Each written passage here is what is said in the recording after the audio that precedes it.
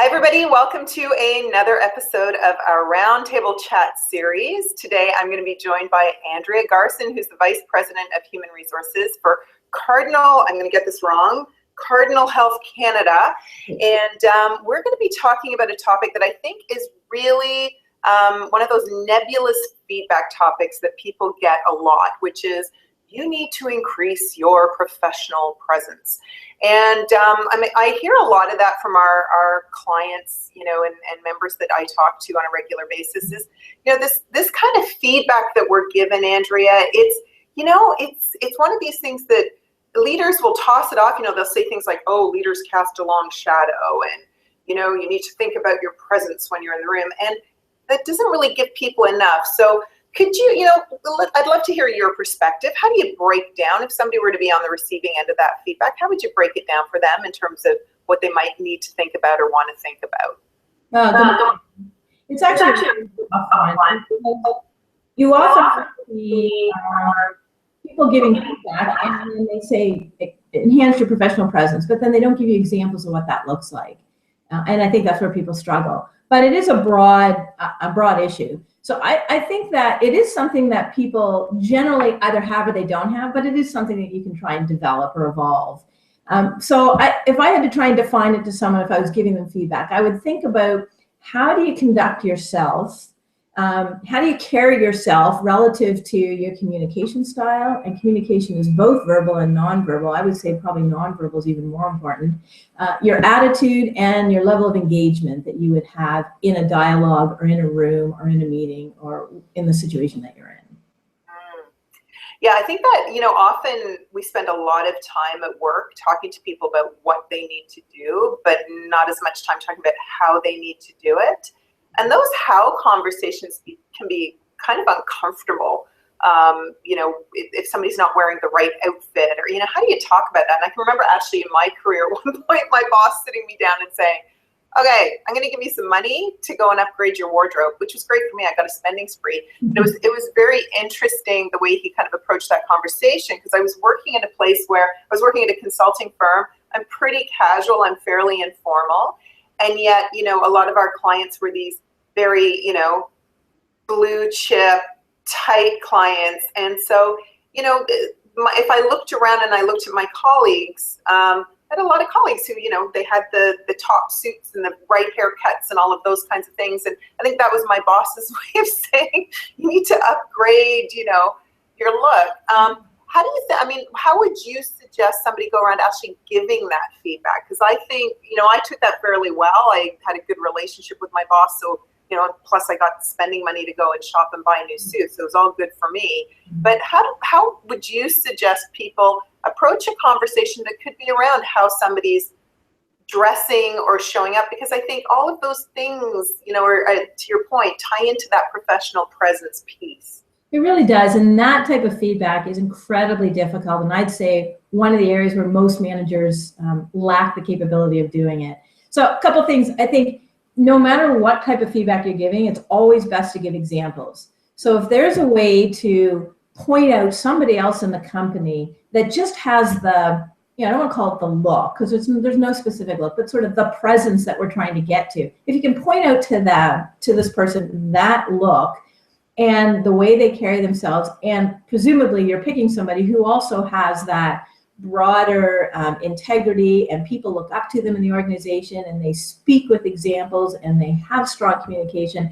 The presence piece or the look will tie into the whole package. So I would try and bring examples, and I think there sometimes is a challenge when there's the male-female piece.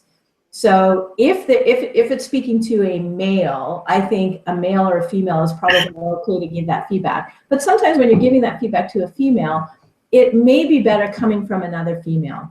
Because sometimes the man will struggle to give it objectively, or will come across non-objective, even if they're completely innocent and trying to help their professional presence.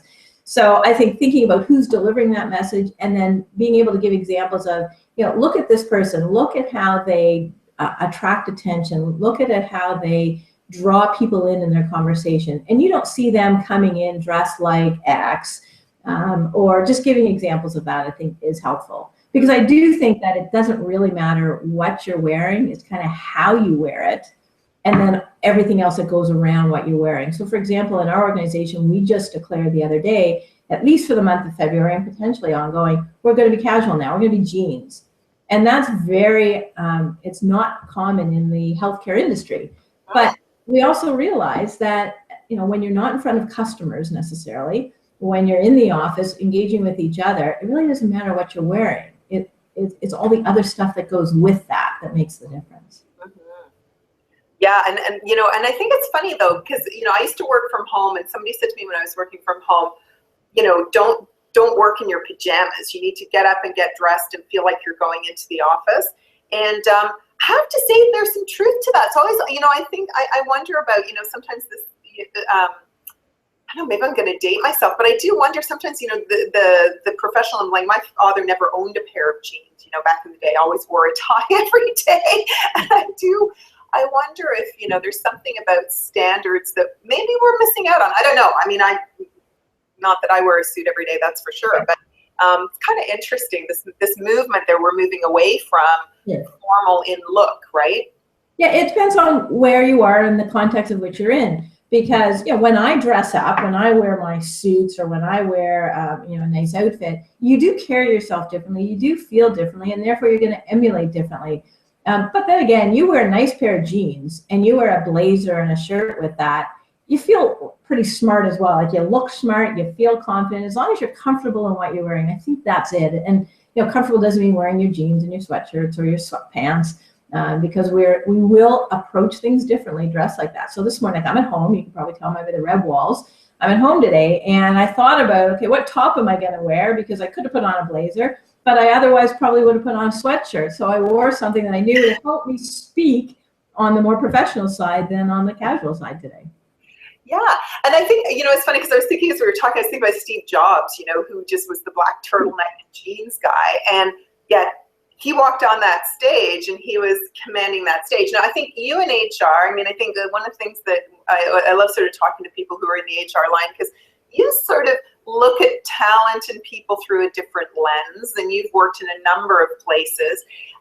Curious if there's anything that you would say is just sort of common to people who just naturally have that professional presence that we've been talking about. Like, are there any behaviors or ways that they approach, you know, boardrooms or stages that you could just say, you know what, I could boil it down into 2 or 3 things that somebody should think about? Yeah, there definitely is. And the environment, to me, is really important when it comes to the professional presence. I think the level of engagement that you have when you're in the room or in the discussion makes a big difference. So are you listening? Are you responding? Like, look, you're nodding while I'm speaking, so you're engaged.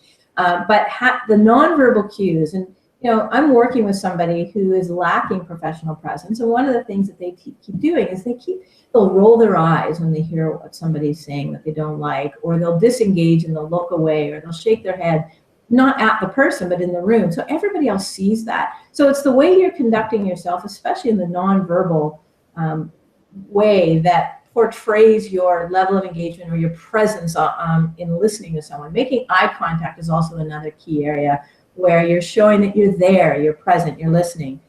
I think folks that portray professional presence also are really good at giving and receiving feedback. So people will seek them out to ask for their advice. And they're not going to seek somebody out who they think doesn't have that polish or that experience. And you're only going to really get that by hearing what they have to say or watching the way they interact with other people. So I think as simple as being open to providing feedback to others and getting that feedback. And a big thing is confidence in communication. So when you get up in front of a room, whether it be a room of 2, 20, or 200 people, you have to have that confidence in what you're saying. So if you're going to be speaking about topics that you're not familiar with, then you need to become very familiar with it, because that will get people to believe in you, believe in what you're saying, and want to hear more about it. But if you are not communicating with confidence, you aren't coming across to have that professional presence that I think people are going to look for in a leader. I would just add one more thing: being human. when you can tie things back to your personal life, what you're willing to share, giving examples to people so they understand what it is you're saying instead of just speaking words, just being human and bringing it down to the personal really helps people engage with you, trust you, and see you as a leader. Yeah, those are great tips. And I think, it's interesting because I was chatting with one of our members who has been given this feedback, and I was actually observing a colleague of his who I think it's interesting. Professional presence, sometimes professional presence is, you're not bringing enough presence to the table. And I think, sometimes people who are introverted, who tend to hold back and be more of the observer, that behavior can be construed as a lack of, presence and lack of things to say, lack of engagement. It can, all of those things sort of the counter to, what you just said, sometimes if you're somebody who's a little bit more reserved. The other thing though too is there's somebody who I work with who is almost the opposite of that. He's so casual, like if he was here, he'd be sitting back and he'd be chewing his gum and I was having a conversation about the fact that, that kind of undermines your credibility though, like an incredibly smart person. But I think that the first impression that people have when they initially see him is of somebody who's, maybe a little too cocky, maybe not that engaged. And it's almost like, a professional presence, I think that in terms of, you could either be almost on, like you've got too much presence that's like, it's not professional, it's cocky and arrogant and that side, or you can be, this sort of withdrawn, quieter person. And when I've talked to both people on both sides of the spectrum, I'll say to them, think about a little bit about, either putting yourself forward more, or in the case of the person who's, being too casual and too relaxed, think about sitting up a little straighter, think about wearing a jacket when you go into the meeting. And I get often this pushback that, well, that doesn't feel authentic. That's not me. What's your response to that? It's a fine balance. It's not an easy answer because I do believe in being true to myself.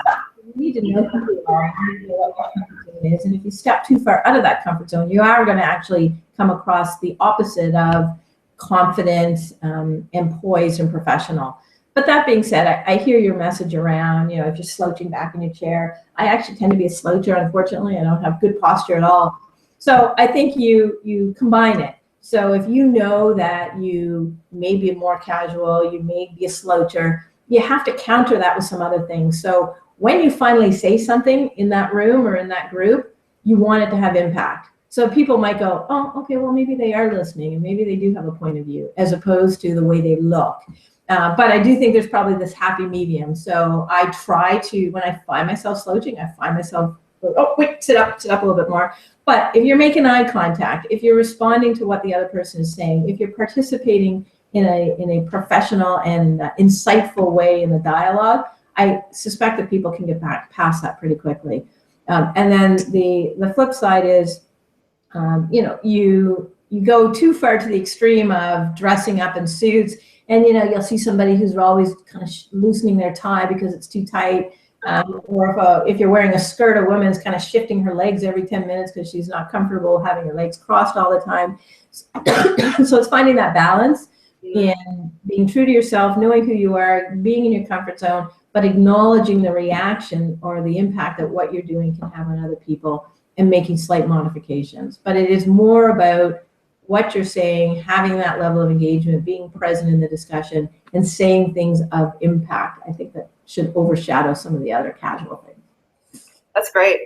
All right, well, Andrea, thanks so much for joining us today for this edition of Roundtable Chat. And for all of you watching, if you'd like to learn more about Andrea's point of view on this topic, as well as a couple of other mentors, be sure to check out the links below on this YouTube channel and visit our website at www.theexecutiveroundtable.com. Next month, we are going to be talking about those pesky millennials in the workplace and how we can engage them a little bit more. So thank you all for tuning in. And Andrea, thanks so much for joining me today. Happy to. My pleasure. Okay, take care. Okay. Happy leading, everybody.